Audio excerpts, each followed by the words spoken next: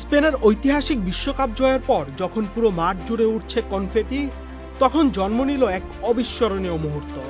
জয়ের অন্যতম নায়ক Nico Williams সতীর্থদের সঙ্গে উদযাপনে যোগ দেওয়ার আগে ছুটে যান গ্যালারির দিকে। এরপর নিজের গলায় ঝুলানো বিশ্বকাপ জয়ী পদকটি খুলে দিলেন মায়ের হাতে। মুহূর্তটি দেখেই আবেগে ভেসে যায় গোটা ফুটবল বিশ্ব, কারণ এই পদক শুধু নিকোর নয়, এটি তার মায়েরও।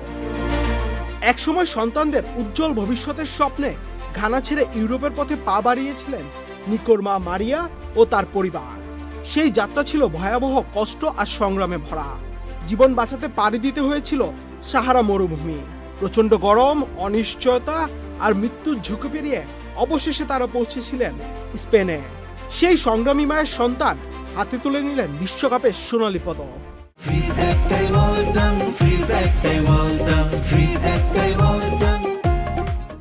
নিকো উইলিয়ামস একবার বলেছিলেন, ফুটবল মাঠে তার সবচেয়ে বড় শক্তি তার গতি। কিন্তু তিনি যত দ্রুতই দৌড়ান না কেন, মৃত্যুর মুখ থেকে সন্তানদের ভবিষ্যতের জন্য সাহারা পেরিয়ে ছুটে চলা তার মায়ের গতির সঙ্গে সেই দৌড়ের কোনো তুলনাই হয় না।